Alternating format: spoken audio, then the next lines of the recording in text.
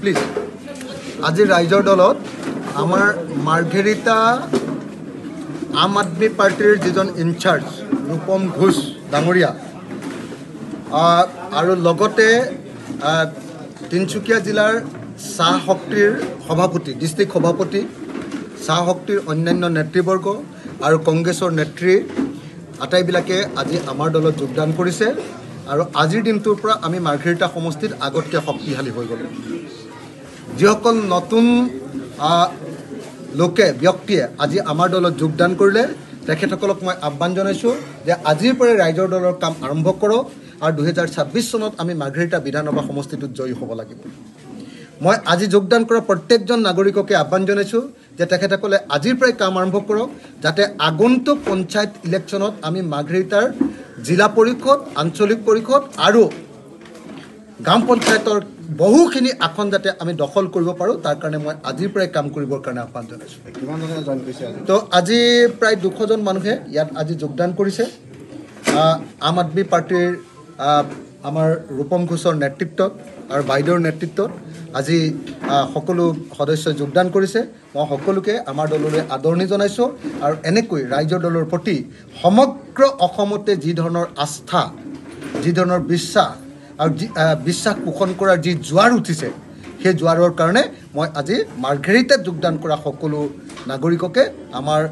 শুভেচ্ছা আমাৰ ধন্যবাদ আমাৰ অভিবাদন আমাৰ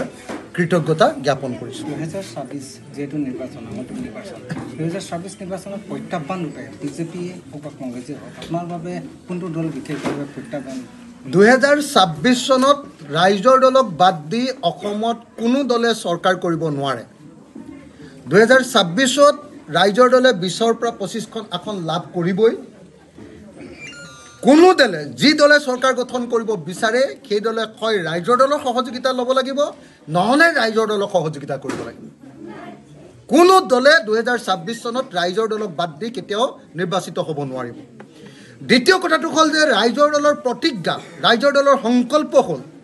আমি হিমন্ত বিশ্ব শৰ্মাৰ নেতৃত্বাধীন বিজেপি চৰকাৰক পৰাভূত কৰিম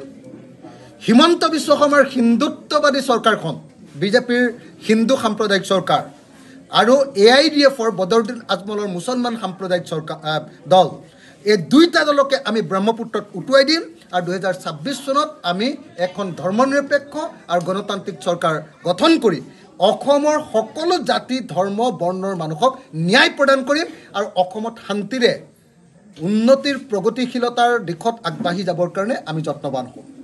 আমি যদি সঁচাকৈ 2026ত চৰকাৰ গঠন কৰিব পাৰোঁ বা চৰকাৰ গঠনত সহযোগিতা কৰিব পাৰোঁ তেতিয়াহ'লে 5টা কাম আমি কৰিম 1 নম্বৰ 5 বছৰৰ ভিতৰতে অসমৰ সকলো পথাৰত পানী যোগান দি বছৰৰ সকলো সময়তে খেতি কৰাৰ ব্যৱস্থা কৰিম 2 নম্বৰ সকলো উৎপাদিত বস্তুৰ মিনিমাম ছাপৰ্ট প্ৰাইচ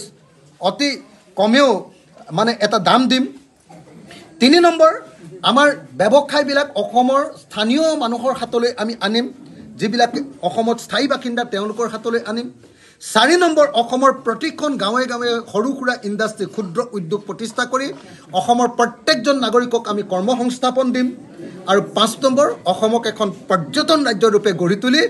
অসমৰ প্ৰত্যেকজন মানুহৰ পাৰ কেপিটা ইনকাম প্ৰত্যেকজন মানুহৰ গড় জনমূৰি আয় আজিৰ দিনটোত 1,20,000 টকা হৈ আছে সেইটো অতি কমেও আমি 10 লাখ টকালৈ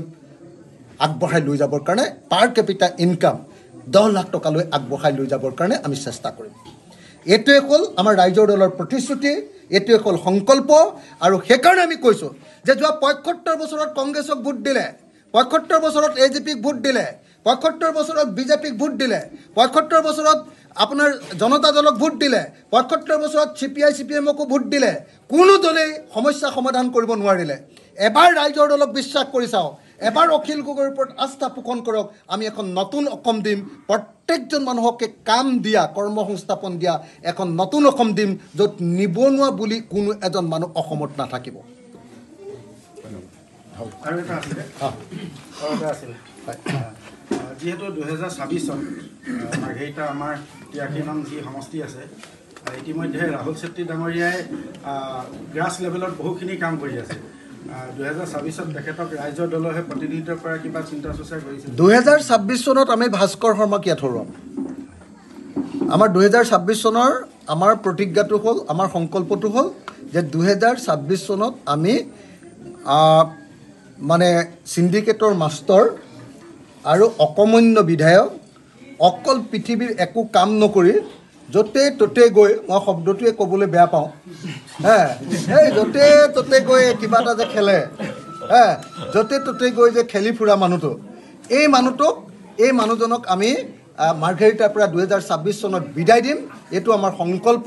আমি সকলোৱে ঐক্যবদ্ধ হৈ এনেকুৱা এজন প্ৰাৰ্থী নিৰ্বাচিত কৰিম, যিজন প্ৰাৰ্থীয়ে ভাস্কৰ সমাৰক এইবাৰ পৰাজিত কৰিব, আৰু যিজন প্ৰাৰ্থীয়ে ইয়াত আমি নিৰ্বাচিত কৰা প্ৰাৰ্থীজনে এইবাৰ জয়ী হ'ব, আৰু জয়ী হৈ গৈ 2026 চনত ইয়াত মাফিয়া ৰাজ, মাৰ্ঘেৰিটাত যিটো মাফিয়া ৰাজ চলাই আছে, এই মাফিয়া ৰাজ বন্ধ কৰিব।